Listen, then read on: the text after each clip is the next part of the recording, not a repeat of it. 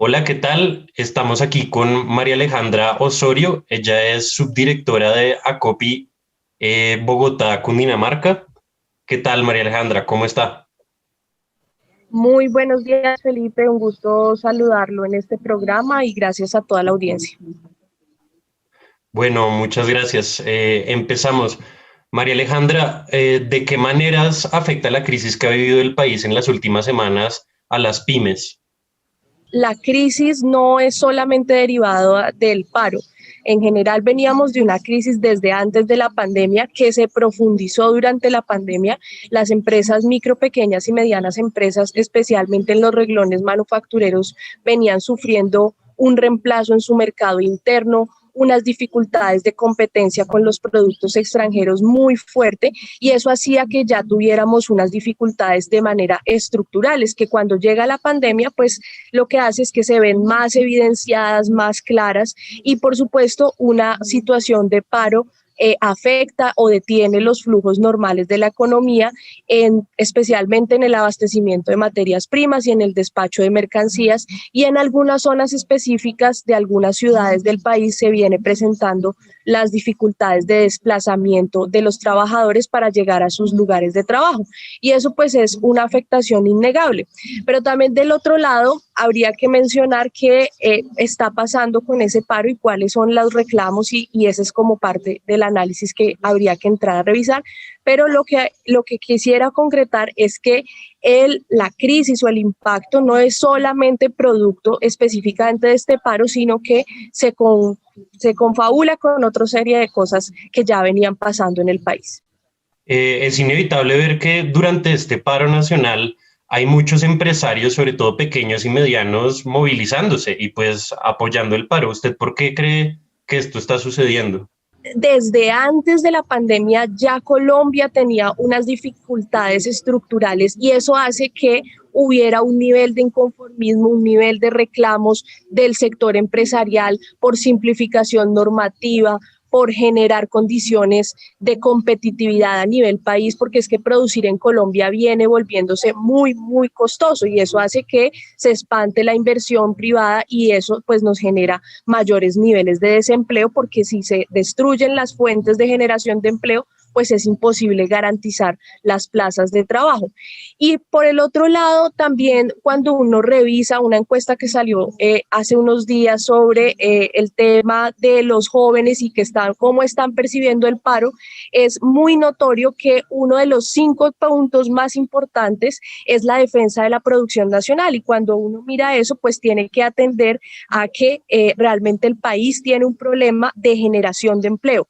¿Y por qué tenemos una generación de empleo tan baja en el país? Y esto no es solo producto de la pandemia, es producto de una firma de tratados de libre comercio, de un sistema económico que hemos tenido desde hace décadas que ha imposibilitado que tengamos empresas estables que puedan generar empleo y sobre todo empleo de buena calidad, bien remunerado y ligado al uso de tecnologías y no solamente empleo pues de baja calificación. Entonces eso digamos que para explicar que muchos empresarios se han venido manifestando su inconformismo y esto pues está reflejado allí en esas encuestas que han venido teniendo como dentro de los ejes fundamentales de reclamos todo el tema relacionado con productividad, empleo y la defensa de la producción nacional. Para usted y para COPI en general, ¿cuáles son los cambios necesarios como para salir de esta situación que usted me plantea?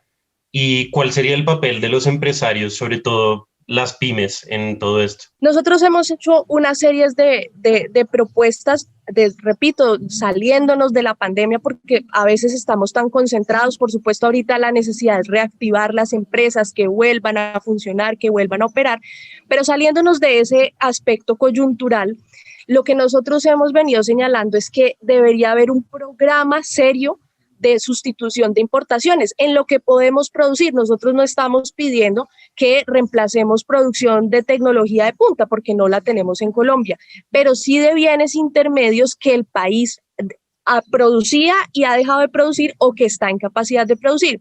Entonces, para dar algunos ejemplos, todo el sector agropecuario, el tema de los alimentos, el tema de pequeñas manufacturas como son renglones, confecciones, calzado, pequeñas automotriz, algunas partes que producíamos en el país y ya no lo estamos haciendo, ensamblaje, químicos, plásticos, son sectores que si bien no son producción en su magnitud más amplia, pues sí tenemos unos productos específicos que estamos dejando de producir y repito, esto no solamente se debe producto de la pandemia, sino desde antes de ella porque los renglones no pueden competir contra los productos importados ni siquiera a su costo de producción y eso es una situación supremamente delicada que debería atender el gobierno nacional. Ese es uno de los elementos, pero también hemos mencionado compras públicas.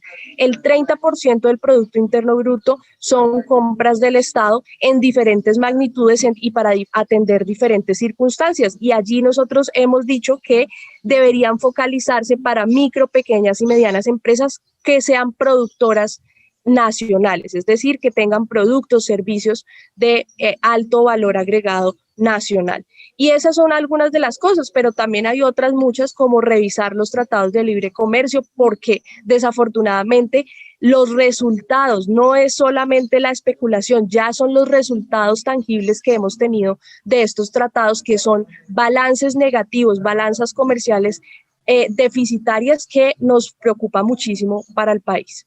Pues a ver, la pandemia ha mostrado que muchos sectores de la economía son tremendamente vulnerables y que pues algunas lógicas de libre mercado, digamos, y de desregulación, pues han hecho que responder a la pandemia sea más difícil y que de hecho pues muchas empresas terminen quebradas.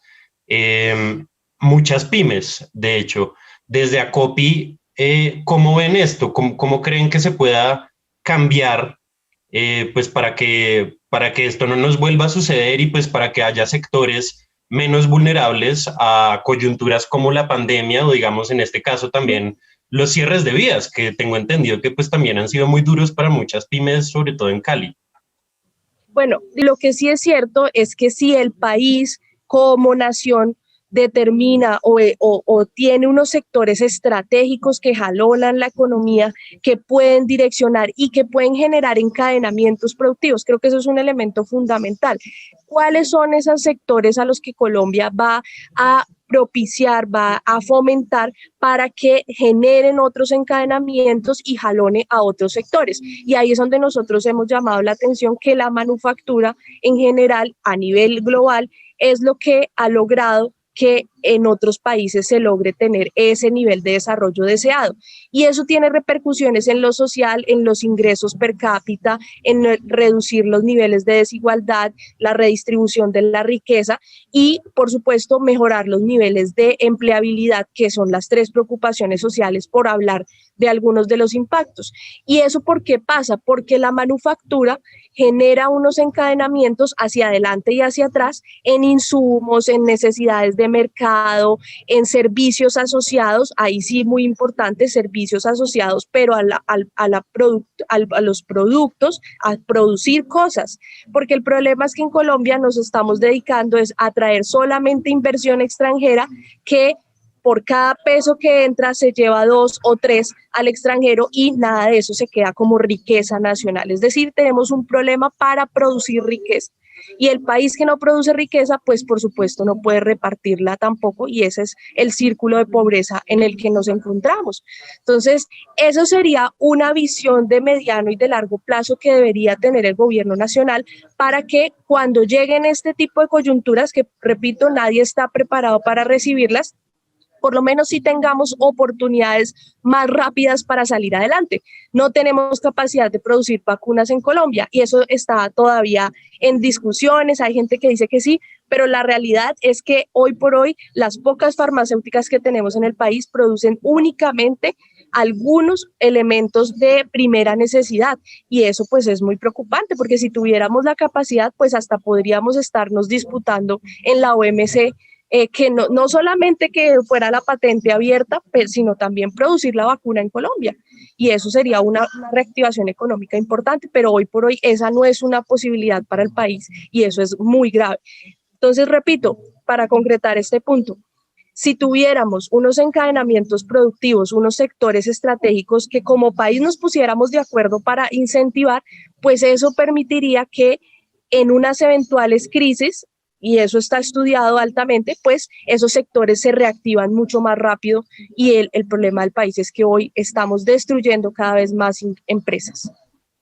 Pero entonces ahora pasemos de la coyuntura de la pandemia un poco a la coyuntura de la movilización social y del bloqueo de vías. Ya muchos empresarios pues dicen que les hacen falta los insumos. Para usted, ¿cuáles son tal vez los sectores más vulnerables a los bloqueos de vías y pues qué se podría hacer para que estos sectores fueran menos vulnerables?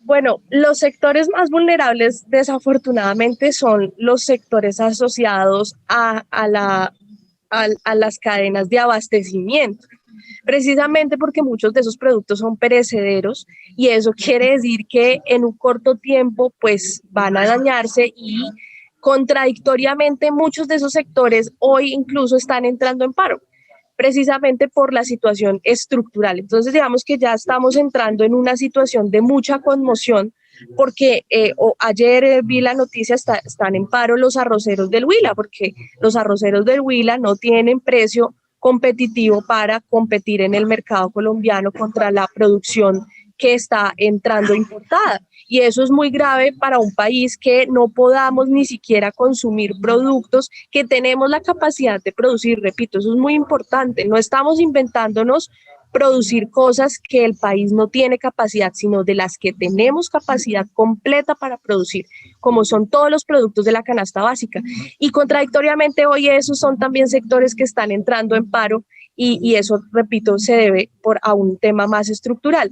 Por otro lado, hay otros sectores que por supuesto se están viendo muy afectados porque la parálisis de la economía, y repito, eso es normal, si usted bloquea una vía y no puede entrar o salir los productos, pues hay desabastecimiento de materias primas que ya se está viendo en casi todos los sectores de la producción.